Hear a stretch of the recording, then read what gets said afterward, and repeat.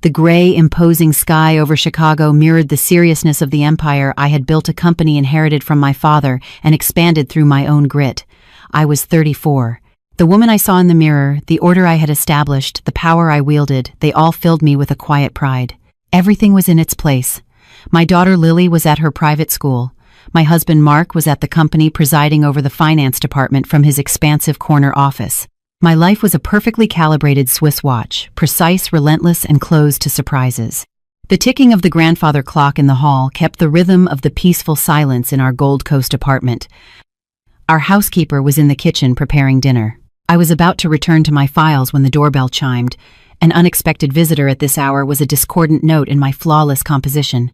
A moment later, our housekeeper entered the living room, an uncharacteristically nervous expression on her face. "Mrs. Hayes," she said, hesitating. "There's an elderly woman at the door. She says her name is Helen. She looks very ill. She can barely stand. She says she won't leave without speaking to you." "What should I do?" I frowned. I never saw anyone without an appointment, but the worry in my housekeeper's voice piqued my curiosity. I placed the file on the coffee table and stood smoothing the silk robe I was wearing as I walked to the door. The woman standing in the hallway did not belong in my world. Her coat was old, its color faded, but it was the look on her face that stopped me. A face etched with deep lines, pale as chalk. The skin under her eyes was sunken, her lips tinged with blue. I could hear the rasp in her chest as she breathed. One hand was braced against the doorframe, supporting her weight. "Are you Evelyn Hayes?" she asked, her voice as weak and rustling as dry leaves skittering across pavement. "I am," I said, my tone distant. "How can I help you?" The woman tried to take a deep breath, but it was cut short by a hacking cough. "My name is Helen," she managed to say. "I don't have much time, child. Please let me in. There's a burden I must pass on to you, a truth I have to tell before I die." The phrase "before I die" and the sharp determination in her eyes gave me pause. This was no beggar. Her eyes held the heaviest weight a person could carry, regret and necessity. I stepped aside. "Please," I said, "come into the living room." Helen walked in with slow, painful steps. She perched on the edge of a velvet armchair as if she knew she didn't belong there. I offered her water, but she refused with a wave of her hand. "Nothing goes down anymore," she said. Her eyes were fixed on the pattern of the oriental rug. Her hands clutched the purse in her lap. Then she lifted her head and looked directly into my eyes. "I have a daughter," she began. "Her name is Brenda. She's 35. She has wasted her youth, her life waiting." I listened in silence, trying to understand what this had to do with me. But a nameless anxiety was growing inside me. "My daughter has been in love with a man for years," Helen said, her voice hardening slightly. "A married man. He always lied to her." "I don't love my wife," he said. "I'm going to get a divorce. I'm just waiting for things at work to settle down. For 9 years, Mrs. Hayes. 9 long years." "That's very sad," I said with cool politeness. "But why are you telling me this?" Helen leaned forward, her eyes welling up. "I'm sick, child. The doctors say I have days left. If I die, who will look after my grandchildren, their father, or my daughter who still believes his lies?" "Your grandchildren?" I asked, unable to stop my voice from trembling. "She has children with this man." "2 of them," Helen said, raising 2 fingers on her right hand like a witness in court. "A boy, Ben, he's 6, and a girl, Isla, she's 4. They hug their father's neck when he comes over. But when evening comes, that man goes back to his own house, to his own wife." My stomach clenched. I felt my hands turn to ice. Why was a stranger's life story making me so tense? Why was I finding it hard to breathe? "Helen," I said, trying to make my voice firm, "what does any of this have to do with me? Who is this man?" The old woman let out a long sigh. She opened her purse, her hand trembling as she searched for something inside.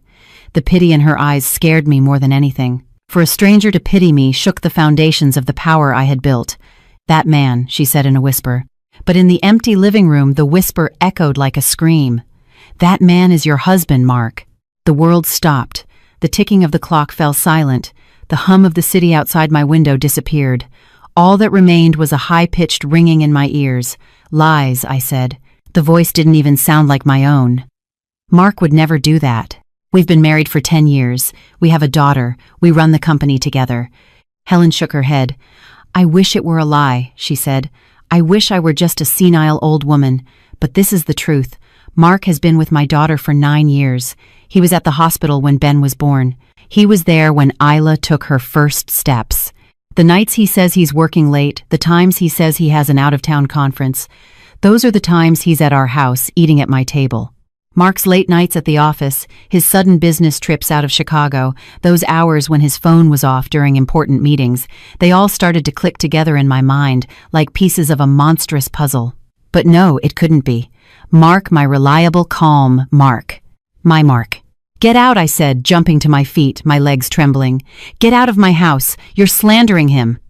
Helen struggled to her feet as well. She offered no defense. She simply reached into her pocket and pulled out a crumpled photograph. She placed it on the coffee table right in front of me. "Look," she said in a tired voice. "Just look. I've done my duty. Now I can die with a clear conscience. The rest is up to you." My eyes fell to the photograph on the table. I didn't want to look, but it was impossible not to. It was Mark. He was wearing the custom-made blue shirt I had given him for his birthday last year. He was sitting on the grass in a park. On his lap was a curly-haired little boy, and next to him a blonde woman, looking at him with adoration, holding a little girl. And Mark was smiling. He was smiling with a genuine, relaxed joy I had never seen at company galas or serious board meetings. He was smiling in a way he never smiled with me. The photograph settled in my gut with the cold, sharp reality of truth. As Helen walked slowly to the door, I was frozen to the spot. "Those children know their father," she said just before she left. "But their father is hiding them." When the door closed, I was utterly alone in my vast living room. The power I held, the prestige I trusted, my father's legacy, the company, it all suddenly lost its meaning. I sank to my knees. The face of my smiling husband in the picture stared back at me. 9 years, 2 children and I had lived inside this colossal lie for years without noticing a thing. The tears hadn't come yet. Shock was faster than pain. But the fortress of trust inside me had crumbled, leaving behind a profound darkness. What was I going to do now? Tear up this photo and go on with my life? Or would I demand an accounting for this betrayal? My trembling fingers picked up the photograph. I looked at Mark's smile, and in that moment something inside me changed forever. The photograph in my hand wasn't just a frozen moment in time. It was a bucket of ice water dumped over the 10 years of my labor, over the magnificent life I had built with my own 2 hands. I was sitting on the expensive hand-woven rug in the middle of the living room, the strength gone from my knees. My eyes flickered between the mark in the photo and the image in my mind of my flawless business partner. When my father handed me this company, there were whispers that a woman couldn't survive in the shark tank of Chicago real estate. "She can't do it," they said. "She'll crumble under the weight." But I silenced those whispers with the rustle of signed contracts and the roar of cranes reshaping the city's skyline. I left the house before sunrise, the click of my heels echoing in the corridors of City Hall. I hadn't just taken over a business. I had made it grow, leaving my signature on the city itself. Mark was the most solid, most secure corner of this picture. As the company's CFO, he held the keys to our treasury. While I was in the field setting strategy and battling zoning boards, he stayed behind managing the numbers, holding those endless meetings with the banks. Whenever I felt my shoulders slump with exhaustion, I'd go to his office on the top floor. He would always tell me in that calm, controlled voice, "You're on the front lines, Evelyn. I'm holding the fort." It turns out the walls of that fort were made of sand, ready to collapse at the first wave. The same perfect order reigned in our home. When our daughter Lily came down for breakfast, Mark would fold his newspaper and give her his full attention. At our famous Sunday brunches, he'd put fruit on Lily's plate and brief me on the week's schedule. To outsiders, we had an enviable life. Mark would sit in the front row at Lily's piano recitals, his eyes shining as he applauded. The ideal father, the ideal husband, the ideal executive. But now Helen's raspy voice echoed in my mind, shattering this perfect picture. "While you thought he was working late," the old woman had said, averting her eyes, "he was warming himself by the space heater in our apartment." A memory surfaced. Last winter during the year-end closing, "The balance sheets aren't adding up, audit's coming up. I'll be at the office all night," Mark had said.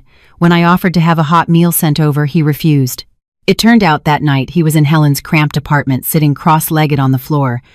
While our central heating kicked in at the slightest chill, he was in a place with a hissing radiator. "My son-in-law loves my lasagna," Helen had said, as if we were having a normal family chat. "He won't eat it at your house. Says Evelyn doesn't know, says it gives him heartburn. But he'll eat pans of it when I make it." My stomach turned. It was true. Whenever our housekeeper made lasagna, Mark would politely push his plate aside. "It's too rich, honey," he'd say. It wasn't his stomach that found it heavy. It was his conscience. Or perhaps he was already full from eating it at that other house. Another image stabbed at my brain. The spring day, Lily won an award at school. Mark was beside me, yes, but he was constantly checking his phone, shifting restlessly. Waiting on an important wire transfer, he'd said. Helen's whisper was in my ear. My little granddaughter Isla took her first steps that day. We thought her father was with us, but he suddenly had to leave.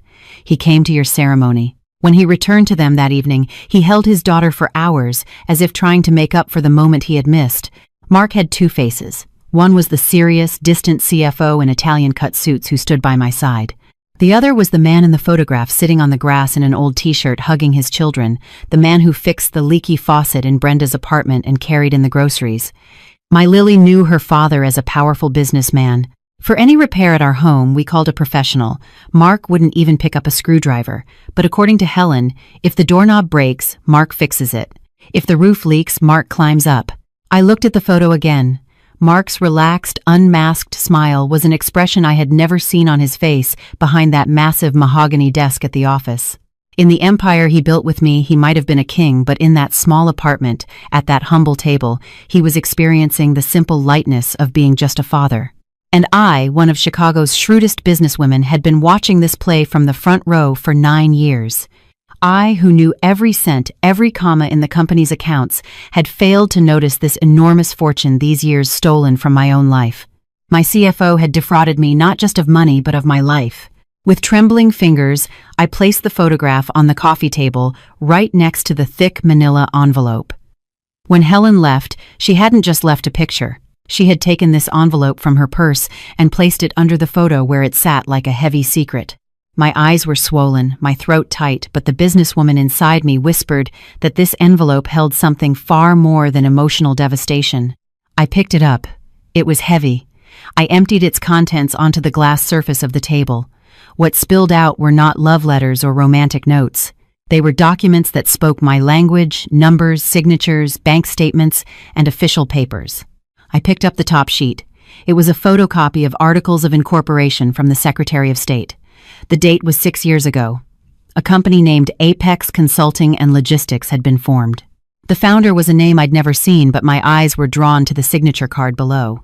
Full financial authority for the company had been granted via a sweeping power of attorney to one person, Mark. My breath caught in my throat. I frantically shuffled through the other papers. They were bank account statements, regular wire transfers from our company, my father's legacy, to this shell corporation. In the memo, lines were vague, innocuous phrases that wouldn't raise flags during an audit. Consulting services, third-party vendor payment, market research.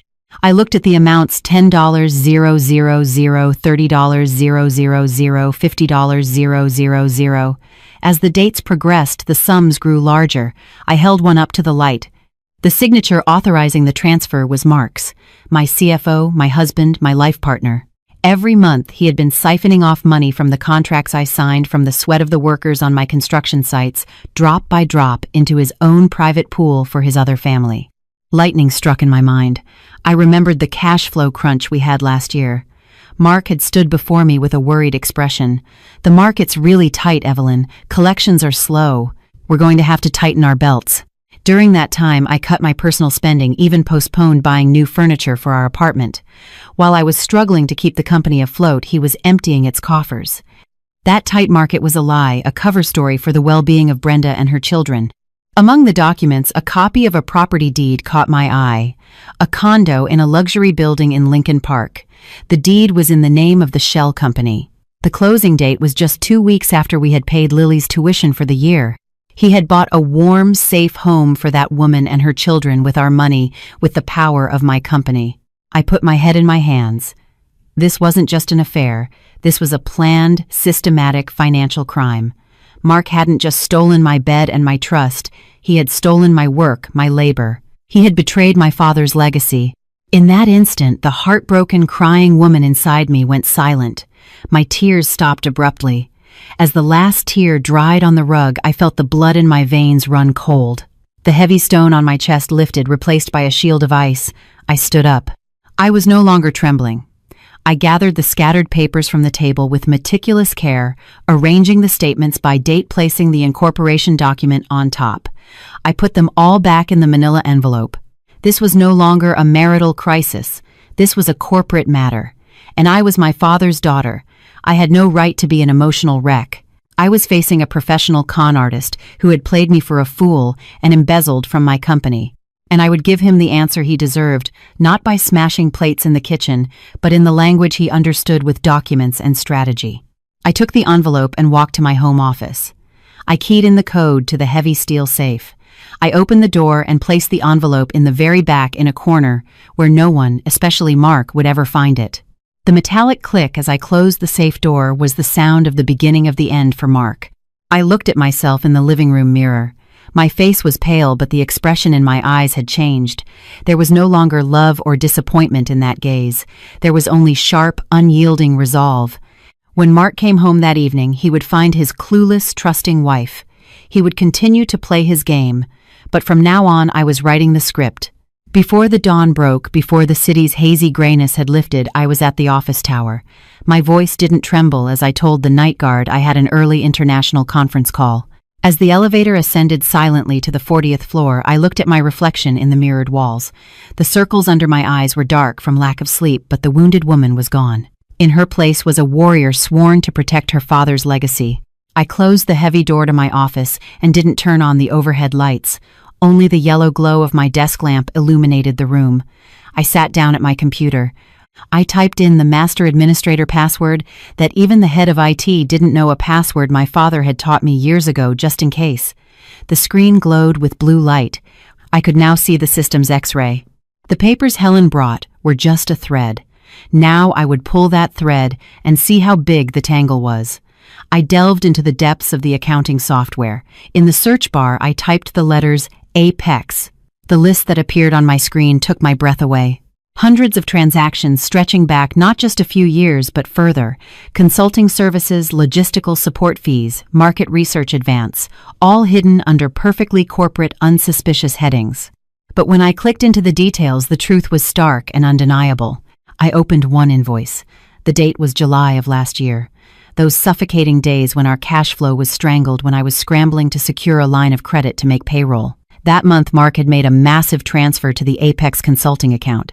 The memo line read, "Emergency fund transfer." What emergency? Probably Brenda's rent or the kids' summer camp fees. The hand holding the mouse trembled, but I didn't stop. I opened every single invoice, every single statement. I copied them all to an encrypted external hard drive. Mark thought he had erased the paper trail, but every step he took in the digital world left an indelible footprint.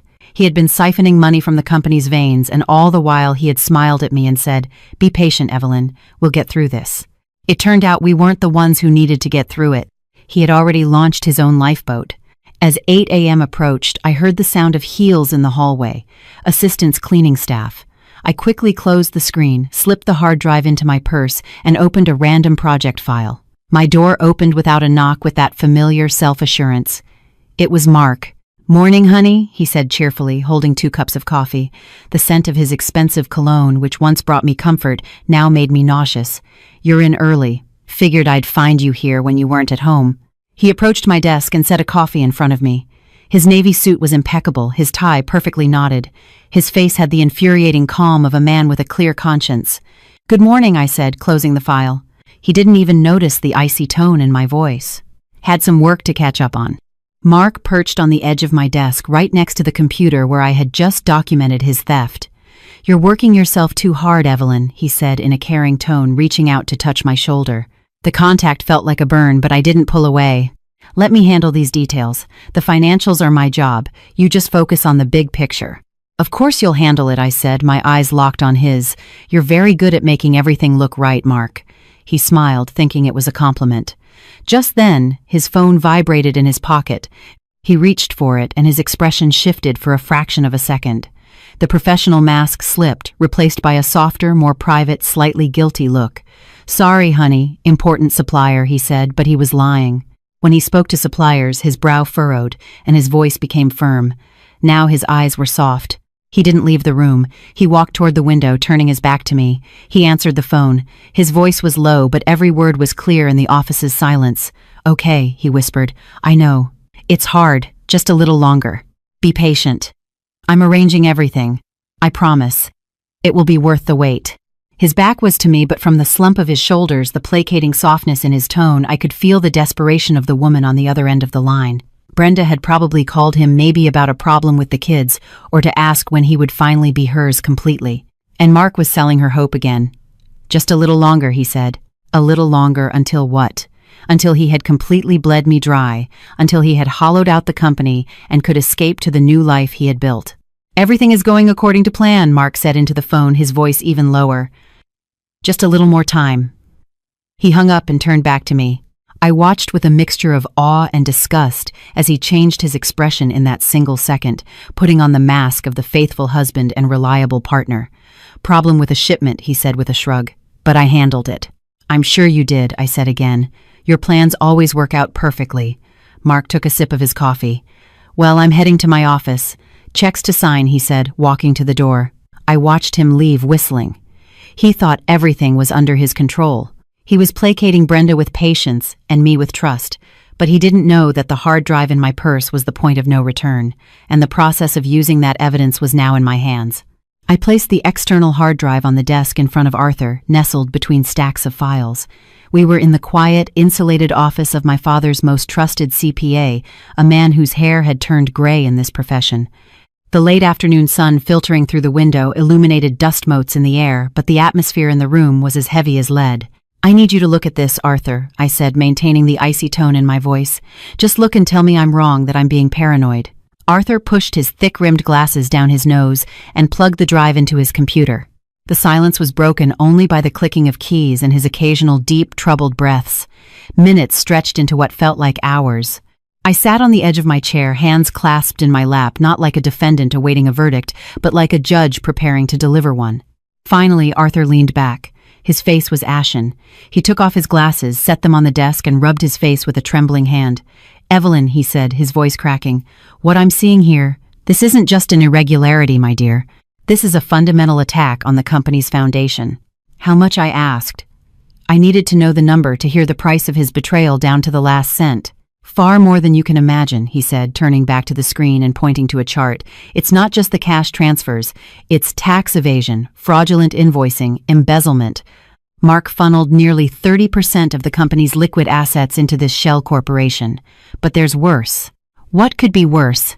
Arthur looked at me with pity in his eyes. There are documents he forged with your signature, Evelyn, on some of the board resolutions, especially for high-risk debt instruments. It's your name. I checked the dates. On those days, you were either at an international trade show or on vacation with Lily. This man planned everything. He wasn't just lining his pockets. He was building an escape plan that would pin the crime on you, that would send you to prison. That sentence obliterated the last shred of mercy within me, that naive voice whispering, maybe there's an explanation. Mark hadn't just deceived me. He had been willing to throw Lily's mother, the guardian of his father's legacy, and my own freedom into the fire. He was ready to offer me up as a sacrificial lamb to secure the future of that woman, Brenda, and their children. I stood up. The trembling in my legs from that morning was gone, replaced by a cold fury that flowed through my veins, holding me ramrod straight. But it was a calm, unshakable resolve focused on the outcome. This wasn't about getting even. This was about the quiet, clean execution of justice. What do we do? Arthur asked, his worry palpable. Do we go to the police? No, I said, my tone absolute. If we go to the police now, Mark will turn this into a domestic dispute. My wife is having a jealous breakdown. She's making false accusations. He'll drag it out, destroy evidence, move the money offshore. We have to catch him off guard, defenseless. I took my phone from my purse and called the company's senior counsel, James Miller. James, I said when he answered, my voice so flat and emotionless it sounded like I was discussing the weather. There's an emergency. I'm at Arthur's office. I need you here immediately. And bring all the draft documents required to terminate a board member for gross misconduct and breach of fiduciary duty. Also, the paperwork to get a temporary restraining order on all company accounts. I brushed off James's confused questions with short answers and hung up. I walked to the window. Outside, Chicago's evening rush hour had begun. The red taillights felt like a warning of the end that was approaching for Mark. What's your plan, Evelyn? Arthur asked, the worry in his eyes giving way to respect. I turned back to the table and looked at the printouts of the criminal evidence. I picked up a red pen and drew a hard line through a line item with my forged signature. "The plan is this," I said, formulating each word like a chess move in my mind. "Mark will suspect nothing. I'm going to tell him we've landed a massive investment opportunity, a foreign partnership that will change the future of the company. I'll call for an extraordinary board meeting telling him the new stakeholders and their lawyers will be there. He will think this meeting is to grant him more power, maybe even to give him half the company. He will walk into that room like a king drunk on his own triumph." Arthur took a deep breath. And then I finished, narrowing my eyes. "When he walks through that door, he won't be met by his adoring wife. He'll be met by me, acting as prosecutor with all the evidence in hand. There won't be champagne on the table. There will be these documents and police reports. He will have nowhere to run. I will take his reputation, his money, the fake paradise he built, all of it in a single move. This isn't a divorce, Arthur. This is a corporate cleansing." As I left the office, I was no longer a woman in mourning. I was preparing to execute a decision, and there was no turning back. When Mark came home that night, I would smile at him, serve his dinner, and ask, "How was your day, honey?" While he lied to me, I would be counting down the days. His last day was coming, and as he fell into the pit he had dug for himself, I would simply watch. The heavy oak door of the boardroom was closed, but the tension inside seemed to seep through the walls. I sat at the head of the table in the leather chair my father had occupied for years. To my right was our corporate attorney, James Miller. To my left, our CPA, Arthur. Across from them sat the other two members of our board. No one spoke. The only sounds were the low hum of the ventilation and the pounding of my own heart in my ears. In the center of the table lay the thick black binder that held Mark's downfall.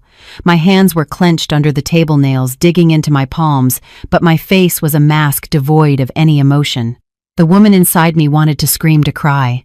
The chairwoman on the outside was a statue of ice. The door opened. Mark walked in. He wore that familiar, infuriatingly confident smile. His walk had an "I've got this" air. He buttoned his jacket, glanced around, and took in the crowd, assuming this gathering was not a trap I had set, but an appreciation of his success. "Hello, everyone," he said cheerfully. "Didn't expect such a full house. Evelyn, where are the foreign investors you mentioned? Or is it a surprise?" He pulled out a chair and sat directly across from me, looking into my eyes like a child seeking approval. A strange burning pain shot through my chest at the thought of extinguishing the light in those eyes. "There are no investors, Mark," I said. My voice was so flat and cold that the temperature in the room seemed to drop. Mark's smile froze. "What do you mean? You said on the phone it was a huge opportunity." "The opportunity is over," I cut in. "This is a reckoning." I reached out and pushed the black binder forcefully across the table toward him.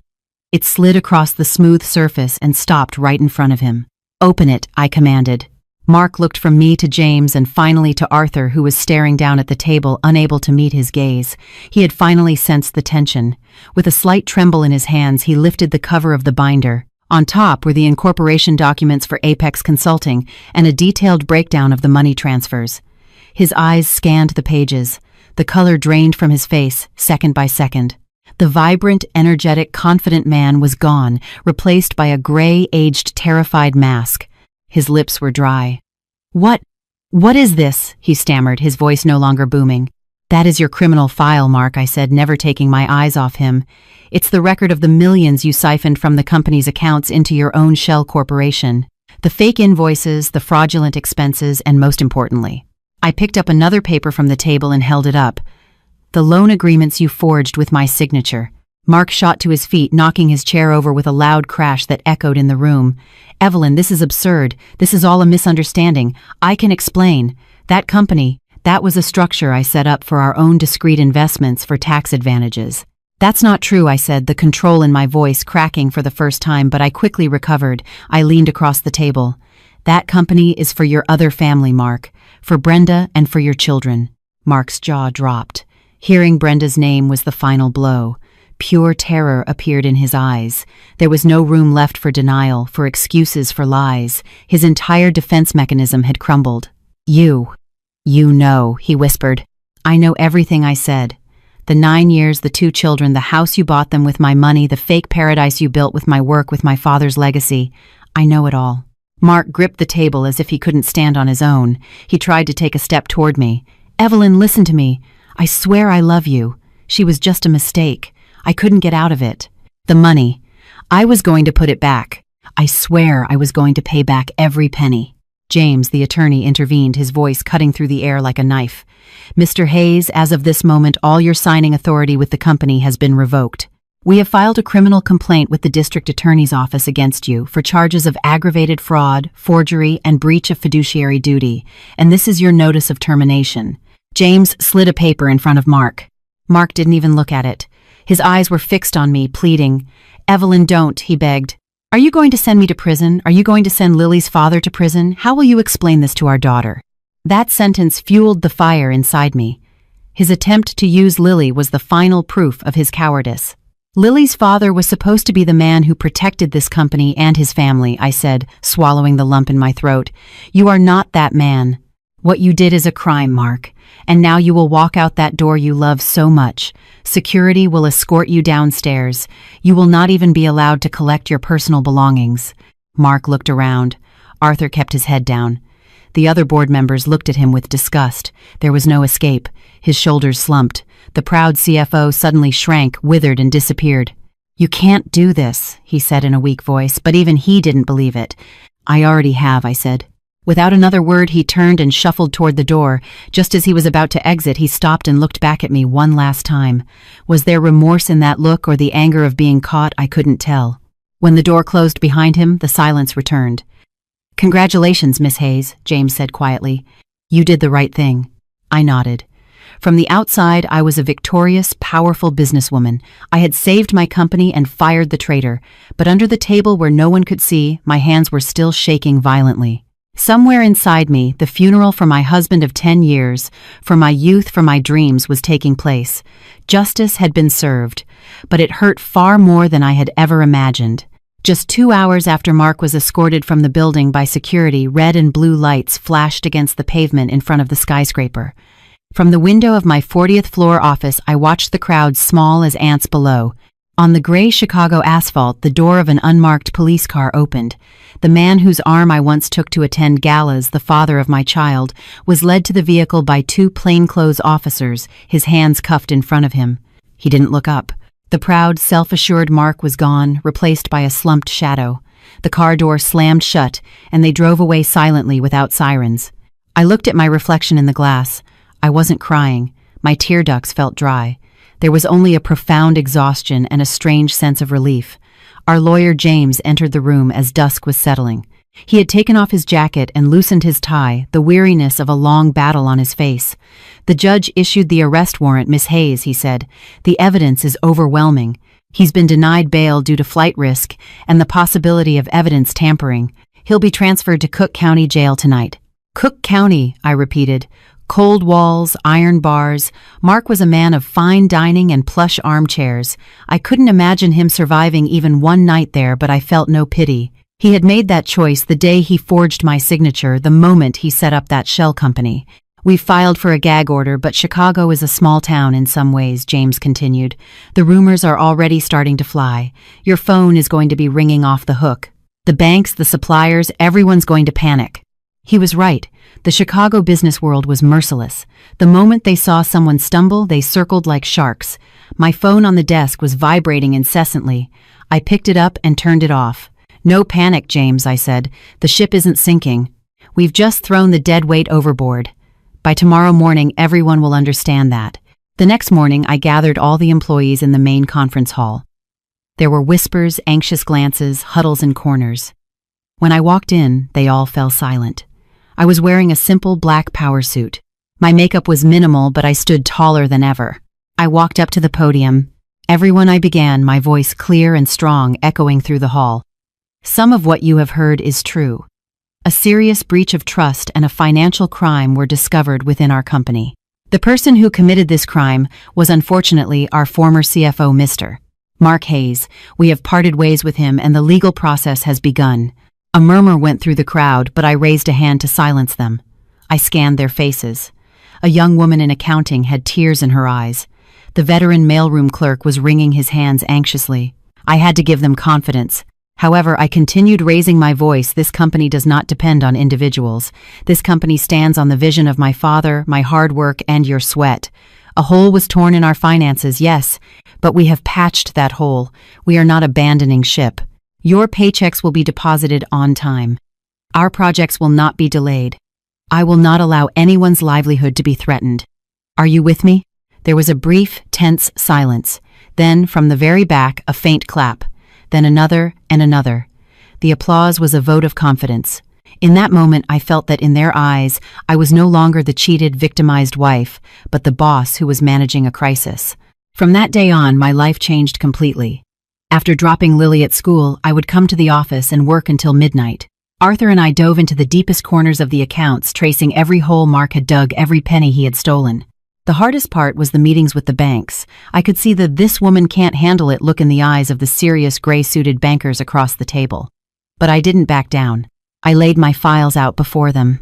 "I am here," I told each one. "I haven't run away. I stand behind our debts. Give me time and I will pay you back every single cent, but if you turn off the taps now, we all lose." The determination in my voice, the business genes I inherited from my father worked. They backed off extended deadlines and agreed to restructuring plans. In the evenings, when the office was empty, I would sometimes look at the stacks of files on my desk and shudder. I was alone. There was no husband at home waiting for me, no one to share my day with. But this loneliness wasn't frightening anymore. I had met my own strength. I was not just a wife or a mother. I was a fighter. One evening, working at my desk, I looked out at the lights of Chicago. The city was the same, but I had changed. Mark was in jail paying his price. I was out here rebuilding my freedom and my reputation with my own two hands. I was tired, yes, but my head was held high, and that was worth everything. The insistent ringing of my phone cut through the silence of the stacked files on my desk like a knife. It was an unfamiliar landline number. Normally, I wouldn't answer, but a gut feeling told me this wasn't a telemarketer. "Is this Evelyn Hayes?" a formal, distant voice asked. "We're calling from Northwestern Memorial Hospital. A patient named Helen Miller was brought into our ER. Her condition is critical. We found your business card in an old wallet in her purse." It was the only contact number. She must have taken the card I left on the coffee table that day as she was leaving. "I'm on my way," I said without a second thought. I grabbed my coat and bolted as if I had been looking for an excuse to escape the suffocating office. The sharp, antiseptic smell of the hospital filled the corridors. A doctor met me outside the ICU. When I saw Helen through the glass, I realized that only a shadow remained of the old woman who had come to my home. She was lost in the white sheets. When they let me in, I approached her bed. Her eyes were half open. A faint, pained smile touched her lips when she saw me. I leaned in. It was clear she was struggling to breathe. She heard Helen whispered, each word seeming to tear a piece from her lungs. "When Brenda found out, Mark was arrested. When the lawyers called the house, she knew I had talked to you." She swallowed hard. A tear slid from her eye onto the pillow.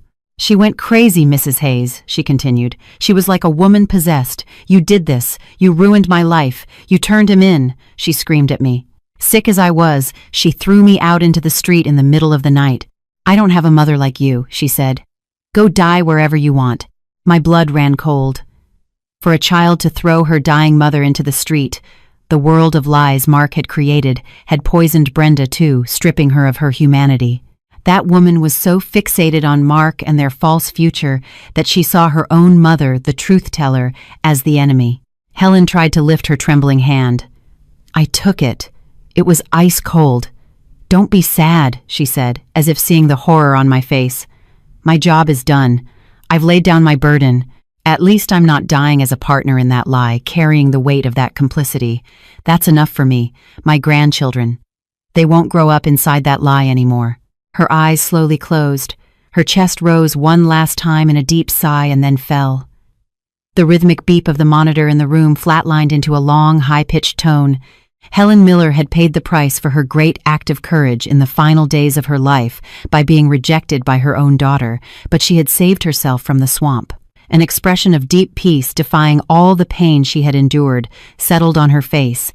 When I left the hospital, the cold Chicago night air hit my face. I got in my car but couldn't start it. I rested my forehead on the steering wheel. Helen's words from that day in my living room echoed in my mind. "If I die, who will look after my grandchildren, Ben and Isla?" Mark was in prison. Brenda was an angry woman who had lost her grip enough to abandon her own mother. What was the children's fault in all of this? Their father was a criminal, their mother had lost her grasp on reality. Were they doomed to be buried under this rubble, to be lost in that dark house? The next morning at the office, I called Arthur into my room. On my desk were the documents I had managed to find regarding Ben and Isla's school enrollment. "Arthur," I said, my voice resolute, "I need you to handle a very sensitive transaction. This will not go through the company books. It will be funded from my personal account." Arthur examined the documents. He paused when he saw the names, then looked at me over his glasses. "Evelyn, these are—" "Yes," I said, not letting him finish. "They are Mark's children, but they are also Helen's legacy." "But Evelyn, that woman Brenda, she would never accept this. She'll cause a scene if she knows you're helping." "She will never know," I said. "The payments will be made through an anonymous educational foundation, under the name of a merit scholarship or educational support fund. You will speak to the school principal personally, but you will not use my name. You'll say it's from a philanthropist. Their tuition, transportation meals, uniforms, school supplies, everything will be covered until they graduate from college." Arthur leaned back in his chair, stunned. Why was all he asked? "They're the children of the man who did this to you." I stood up and looked out the window at the city. "Because justice isn't just about punishing the guilty, Arthur. It's also about protecting the innocent they leave behind. Those children will already grow up knowing their father is a thief and their mother is blind. They shouldn't have to fight poverty and ignorance as well. The only way we can save them from that house, from that mentality, is through education." After a long silence, Arthur nodded, his eyes moist. "I'm proud of you, my dear," he said, taking the files and leaving. That day, Ben and Isla's school fees were paid. Brenda probably thought it was a stroke of luck, maybe some help from one of Mark's old connections. She would never learn the truth. She would never know that the hand paying for their education, saving their future, belonged to the woman her partner had betrayed. This wasn't my revenge. This was my victory.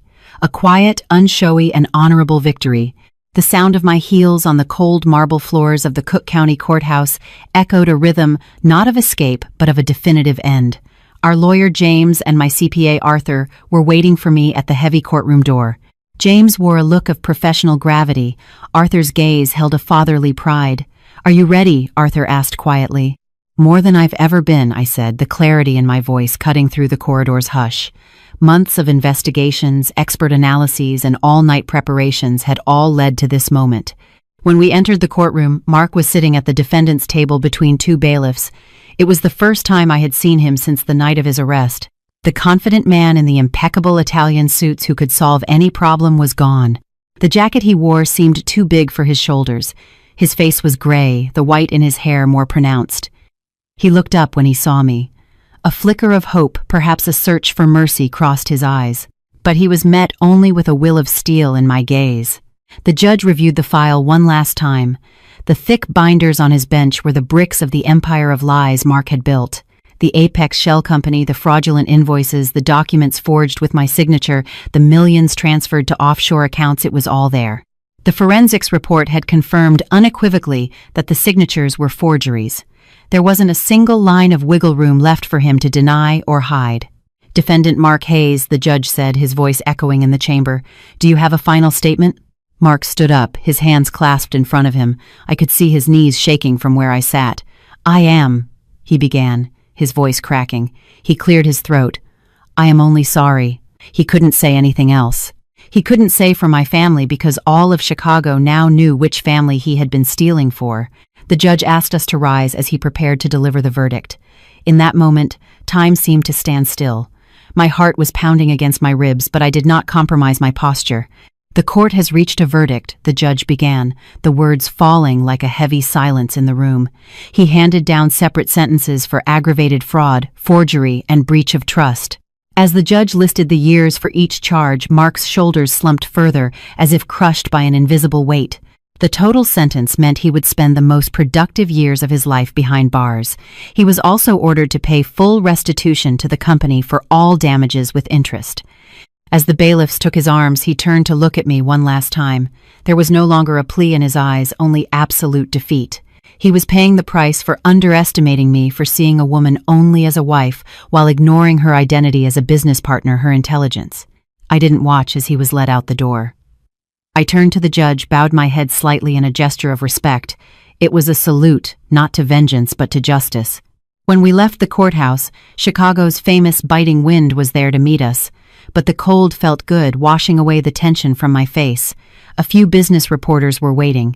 The story had broken, but they didn't get the crying, victimized wife headline they were hoping for. Instead, they faced a powerful CEO who had personally handed the man who robbed her company over to justice, managed the crisis, and kept her ship from sinking. James came to my side, smiling as he packed his briefcase. "Congratulations, Miss Hayes," he said. "It was an incredibly difficult process, but you handled it perfectly. As of this morning, the company's stock is on the rise. The market has renewed its confidence in response to your transparency and decisiveness. Everyone is talking about your leadership." "The cleanup is done, James," I said, taking a deep breath. "We've cleaned house." Arthur opened my car door. "What now, my dear? You'll want to rest for a bit, perhaps." I put on my sunglasses and looked toward the horizon of skyscrapers.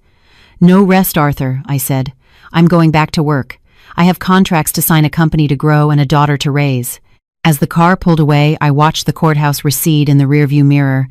That building had swallowed my past, my disappointments, and Mark, but it hadn't swallowed me. On the contrary, it had forged me in steel. I picked up my phone and called my assistant. "Move tomorrow morning's board meeting up," I said in a crisp voice, "and I want all the reports from the finance department on my desk. A new era is beginning." Chicago was watching, I knew, and what they saw was not a broken woman, but a leader rising from the ashes. Justice had been served. Now it was time to continue life, not from where it left off, but from where it should be, stronger than ever. The morning I had the brass nameplate removed from the door of Mark's old office, everyone in the company understood the changes were more than just cosmetic. I had the room completely gutted. The somber leather chairs, the ostentatious mahogany desk, and the heavy velvet curtains that blocked the windows, I had them all thrown out. In their place, I commissioned a modern conference room with glass walls, transparent and filled with light. From now on, there would be no more whispers behind closed doors, no more secret accounts in this company. Everything would be as clear as those glass walls. My weekly review with our new CFO, a woman named Sarah Jenkins, was the most concrete proof of this new order. Sarah was a disciplined, no-nonsense veteran approaching retirement, a woman obsessed with making every cent of the balance sheet line up. The report she placed before me had no gray areas, no question marks. "Miss Hayes," Sarah said, adjusting her glasses, "our cash flow has improved by 20% in the last quarter. After cutting unnecessary expenses and those payments to that other company, we even have a budget for new investments. The debt restructuring is also complete. The banks have removed us from their high-risk client list." "Good," I said, closing the file. "We'll be distributing a portion of that budget as bonuses to the staff, Sarah. I want everyone to know that it's the crew, not just the captain, who saves the ship. Loyalty should be rewarded." A rare, appreciative smile appeared on Sarah's face. When she left, I leaned back and took a deep breath. I used to feel a constant unease sitting in this chair, as if something I didn't know, something I couldn't control, was always happening. Now that weight was gone from my shoulders. I was now master of every detail. Mark had kept me away from saying, "You wouldn't understand, Evelyn. Finance is complicated. You just be the face of the company." I knew every check I signed, every invoice I approved by heart. I was my father's daughter, but now I was my own woman. In the afternoon, walking down the hall, it was impossible not to notice the change in the employees' expressions. The woman they used to see as the boss's daughter or Mr. Hayes's wife was gone. Now when they looked at me, they saw the steel resolve of the person who didn't let go of the helm in the middle of a storm, who saved the ship from crashing on the rocks. Their greetings were more direct, their tone more respectful. Authority wasn't earned by shouting or banging a fist on a table. It was earned by standing tall in a crisis. I had learned that firsthand. That evening, as I walked out of the revolving doors of the building, I told my driver, "Just drop me at home, you can have the rest of the night off." I wasn't afraid to go home anymore. The lies that had seeped into the walls of that apartment, the silent tensions, had been cleansed. When I entered, Lily was on the living room floor, drawing with a spread of colored pencils. Seeing me, she jumped up and ran to hug me. She was only 8, but she had felt the tension of the past few months in her little heart. She thought her father was on a long business trip. For now, on the advice of her therapist, we were letting the truth unfold over time. But a child's intuition is strong. She could breathe the lighter air in the home, too. "Welcome home, Mom," she said, burying her face in my neck. "Look what I made at school today." She pulled me over to her drawing. On the paper was a giant sun, a house, and 2 figures holding hands. One was her, the other was me. I didn't ask why she hadn't drawn her father. I didn't try to fill that empty space. "It's wonderful, sweetie," I said, stroking her hair. We went to the kitchen together. I had sent the housekeeper home early. I wanted to be alone with Lily to chop tomatoes and boil pasta. As I stood at the stove, Lily sat on the counter, swinging her legs and watching me. "Mommy," she said suddenly, her voice bright. "You smile a lot more now." The wooden spoon in my hand paused mid-air. I turned to her. "Do I?" "Yeah," she said. "Before, when Daddy was here, you always looked tired. You were always looking at your phone. You're still tired now, but your eyes are shiny. And you play more games with me." My eyes filled with tears, but this time they were tears of happiness. I leaned in and kissed her forehead. "That's because it's just the two of us now, and we're a very strong team. We don't need anyone else, Lily." Our dinner wasn't disturbed by the ghost of Mark at the table. The evening meals, once fractured by his phone calls and tense silences under the guise of problems at the office, were now filled with Lily's school stories and our laughter. After putting Lily to bed, I went to my study, but I didn't work. I just looked out at the lights of Chicago. The city was the same, the streets were the same, but I was someone else entirely. I had stepped out of Mark's shadow. I was no longer someone's wife, someone's daughter, or someone's partner. I was Evelyn, and this new Evelyn held the reins of her life so tightly that she would never let anyone take them from her again. It was a morning years later when I first noticed the silver strands in my hair in the mirror.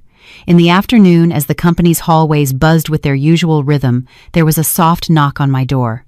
Arthur came in. He no longer walked with quick steps, but moved slowly, leaning on a cane for support.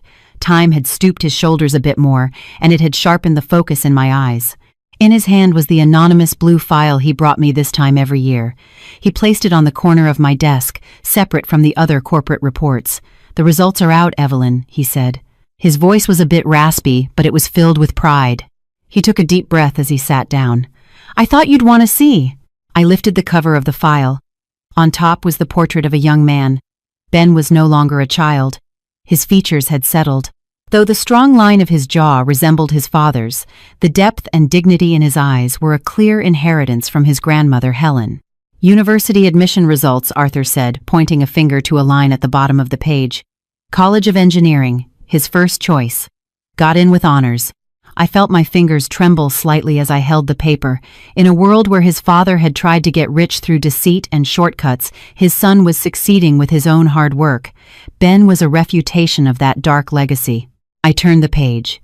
This time a photo of a young girl with a cello appeared. Isla was as graceful as a swan in her black dress. From her recital, Arthur explained, "Her instructors say she's a natural prodigy. She's already started receiving invitation letters from conservatories abroad." Looking at the photos, I felt an indescribable lightness in my chest. This was a success more real, more lasting, than the biggest deal won or the most profitable contract signed. "And his mother?" I asked, my eyes still on the photos. "Does Brenda suspect anything?" Arthur shook his head, a faint, sad smile on his face. "No. When she got the letter from the foundation, she was bragging to her neighbors again. Our situation's improved a bit. Their father may be rotting in jail, but things have turned around for the kids," she says.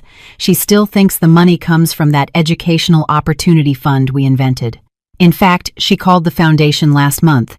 'My son is starting college,' she asked anxiously. 'The scholarship won't be cut off, will it?' The woman is still only concerned with her own livelihood, oblivious to the bigger picture. "It's better that she doesn't know," I said, closing the file. "If she knew her pride, the thing she mistakes for dignity would ruin her children's futures. Or worse, she'd turn them against me. They need to grow up without knowing the identity of the hand that's helping them." Arthur leaned on his cane and looked out the window at the gray city skyline. "Helen," he said quietly, "if she hadn't come to your door that day, who knows where these children would be now?" I thought of Helen, the great sacrifice she made in her last days before taking her final breath. By turning in her own daughter's secret, she had given her grandchildren a clean slate. She hadn't just brought news of a betrayal to my home that day. She had entrusted me with the futures of 2 innocent children. "This is her work, Arthur," I said. "I am merely the vessel." That woman, by tearing one family apart, actually saved these children from the wreckage. Her courage, even years later, illuminates their path. Arthur took the file to take it to the archives. "And you honored that trust, my dear. Not everyone would have. People won't even give a glass of water to their enemy's child, and you gave them a life." "They are not my enemy," I said, remembering the clear gaze in Ben's photograph. "They are the proof of innocence." When Arthur left the room, I didn't go back to work. I sat in silence for a while. The clock on the wall continued to tick, but time was no longer working against me. The wounds of the past had closed, leaving behind a faint ache and a great deal of wisdom. Helen could finally rest in peace. Her will had been done. Justice, in its most silent, invisible, and elegant form, had found its way. Ben would become an engineer, Isla would command stages, and I, from a distance from the shadows, would watch them and celebrate my quiet victory. After Arthur left, I slowly pushed the drawer shut and locked it. The metallic click closed not just the blue file, but the final accounting in my own conscience. I squeezed the key in my palm, the cold of the metal seeping into my skin. I walked to the window. The Chicago sun was setting, leaving a tired reddish reflection on the glass of the skyscrapers. Years had passed. In this city, people loved to talk, especially about women like me who held power. Some saw what I did to Mark as a merciless act of revenge.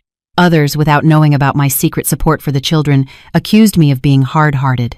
And some perhaps quietly wondered, did she ever forgive him? Forgive, no. Forgiveness requires forgetting, requires pretending what happened didn't happen. I haven't forgotten. I never forgot Mark stealing my life's work, the world of lies he built while looking me in the eye. But I didn't take revenge either. It wasn't I who sent him to prison. It was his own ambition, his insatiable greed, and his crimes. I simply held the scales of justice, and on the other side of those scales were Ben and Isla. The secret hand I extended to those children was not an act of charity or an atonement for the past. It was simply equity. The sins of the father should not be visited upon the children. If I had abandoned them to those circumstances, to that poverty and their mother's bitterness, what would have been the difference between me and Mark? He had made his children a part of a lie. I, on the other hand, made it possible for them to become individuals standing on their own 2 feet in the light of truth. And in doing so, I learned that the greatest virtue is silence. Goodness is not done with a shout. The door opened. Lily walked in. She was no longer a little girl, but a young woman preparing for her college graduation, her gaze as determined as mine. Her purse was in her hand, the day's fatigue on her face, but that unextinguishable light was in her eyes. "Mom," she said with a smile, "are we leaving? Don't want to be late for our dinner reservation." I looked at her. In Mark's absence, she hadn't been diminished. On the contrary, she had become more whole. She knew about her father's mistakes, but she hadn't been poisoned by that knowledge because I had taught her honesty and resilience.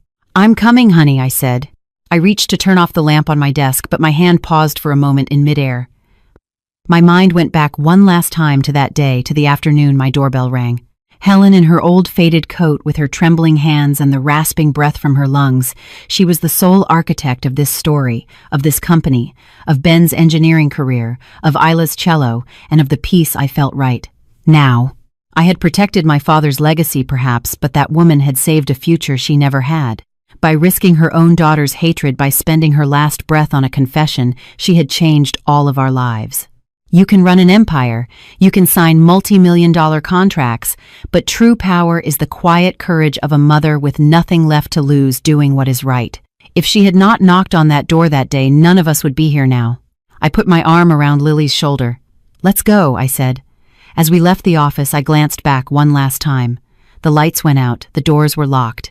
What remained was neither anger nor regret, just the deep, quiet peace of having done what had to be done. Perhaps in your life, too, a difficult truth has knocked on your door, or there is a heavy burden you must carry. Perhaps you are in the middle of a storm. But remember, the greatest changes begin not with noise, but with quiet determination. And sometimes to change the world, you don't need armies. All you need is the brave heart of a mother.